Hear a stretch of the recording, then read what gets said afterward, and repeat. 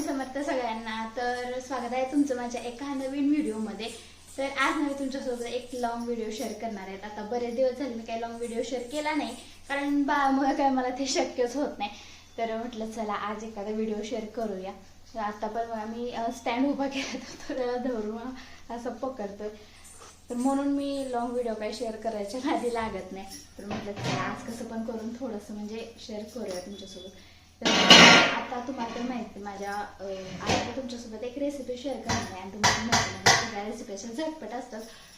तर आता गणपती पण आले, त्यामुळे चला काहीतरी गोड रेसिपी शेअर करूया, म्हणून मी ना खोबऱ्याची बर्फी तुमच्यासोबत शेअर करणार आहे। तर चला रेसिपीला सुरुवात करूया। सगळ्यात आधी तर आपल्याला खोबऱ्याची म्हणजे ह्या खोबऱ्यांना मी मागची साल वगैरे काढून घेतली बघा।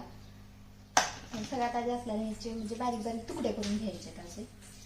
म्हणजे असं बरेच जण आता खिसून करतात, पण मला असं म्हणजे मिक्सर मध्ये बारीक केलेलंच बर्फी जास्त आवडते। हा होय होय थांब। हो काय काय स्टँड पाहिजे कशाला कशाला?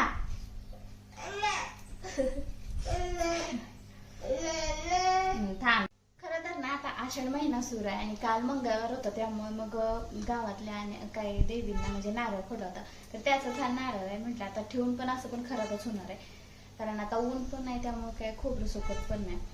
म्हटलं चला काहीतरी गोड करूया याचं। आणि म्हणजे भाजीसाठी वगैरे वापरता येतो, पण आम्ही काही रोजच्या भाजीला म्हणजे मसाला वगैरे करत नाही, आणि हे देवाचं असल्यामुळे ते नॉनव्हेजला पण चालत नाही म्हणजे खोबरं वापरून। म्हटलं चला तर बर्फी बनवतेच, तर मग तुमच्यासोबत शेअर करूया।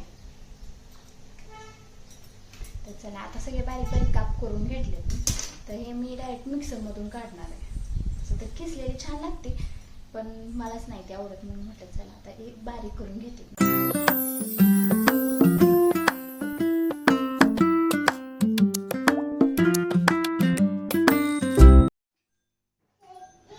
तर हे बघा आपलं खोबरं आता बारीक करून झालेलं आहे। तर आता आपण बर्फी बनवायला घेऊया।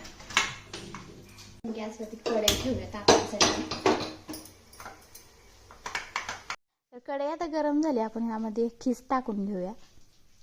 तर सगळ्यात आधी तर हा खीस आपल्याला थोडासा परतून घ्यायचा, म्हणजे यामध्ये थोडंसं पाणी असतं ते म्हणजे सुकेपर्यंत थोडंसं परतायचं। आणि यामध्ये ते तूप पण टाकतात, पण माझ्याकडे काही तूप नाही आहे। तुम्ही स्किप पण करू शकता, पण तुम्हाला आवडत असेल तर टाकू पण शकता। तर बर्फी बनवत असताना कंटिन्यू हलवत राहायचं आपल्याला, नाहीतर लगेच खोबरं जे खाली चिटकतं आणि त्यामुळे आपली बर्फी लगेच करपते आणि अशी लाल लाल दिसायला लागते, ते काही दिसायला बरोबर दिसत नाही। तर त्यानंतर मी इकडे साखर लगेच टाकून घेणार। आता 1 वाटी खीस आहे, तर 1 वाटी मी साखर घेतली। आता तुमच्या आवडीनुसार ते थोडंसं कमी जास्त करू शकता। तर इथे मी मीडियम गॅस ठेवला, मीडियम गॅसवरती छान भाजून घ्यायचं। इथे ना आपल्याला यामध्ये थोडंसं दूध टाकायचं आहे, ज्यामुळे ना आपली बर्फी अशी क्रीमी टाईप होते एकदम अशी। तुम्हाला जर नसेल फ्लेवर आवडत दुधाचं तर नाही टाकलं तर चालेल, काय हरकत नाही। म्हणजे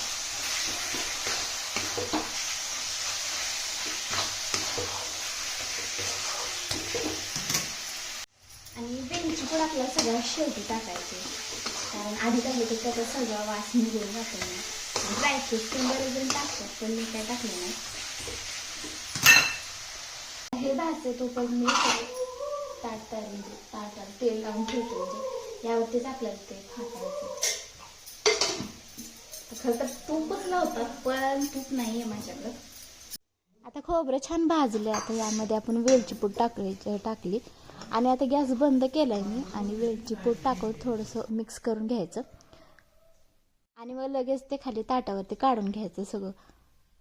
खरं तर आता हे खूप जास्त गरम आहे, पण आपल्याला ते गरम गरमच ताटावरती काढून असं हे करायचं, थापायचं। तर सगळ्यात आधी तर थोडंसं उलटण्यानं असं सगळीकडे स्प्रेड करून घ्यायचं ताटावरती, आणि नंतर मग हाताने थोडं असं करत थापायचं आहे। हे बघा असं हलक्या हाताने आपल्याला हे सगळं थापून घ्यायचं आहे।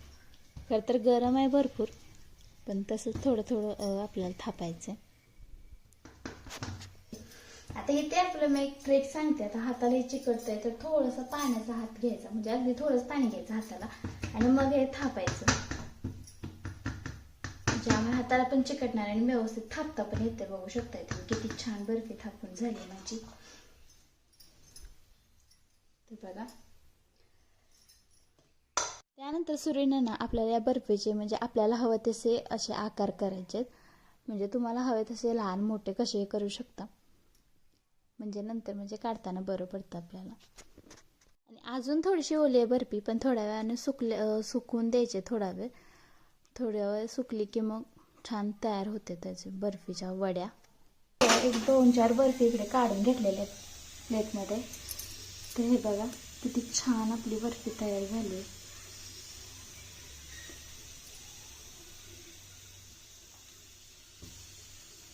मस्त. अजून हे थोडेसे मऊ आहेत, आणखी एक थोडा वेळ ठेवलं म्हणजे मी आणखी जास्त असं थोडेसे कडक होतील.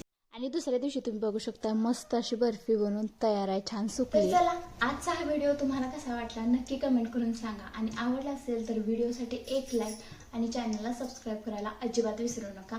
आणि ही बर्फी ना तुम्ही आता लवकरच गणपती येतात तर त्याच्यासाठी सुद्धा बनवू शकता, आणि गौरी पण येतात तर त्यांच्यासाठी नैवेद्य म्हणून सुद्धा तुम्ही ही बर्फी बनवू शकता. आणि बनवायला अगदी झटपट आणि सोपी आहे. तर त्यामुळे आणि हो, आणखीन मी तुमच्यासोबत चिक्कीची रेसिपी सुद्धा शेअर करणार आहे लवकरच. तर चला, हा व्हिडिओ तुम्हाला आवडला असेल तर लाईक शेअर सबस्क्राईब करा आणि असेच माझे व्हिडिओ पाहत राहा. तर भेटूया नेक्स्ट ब्लॉगमध्ये. तोपर्यंत बाय.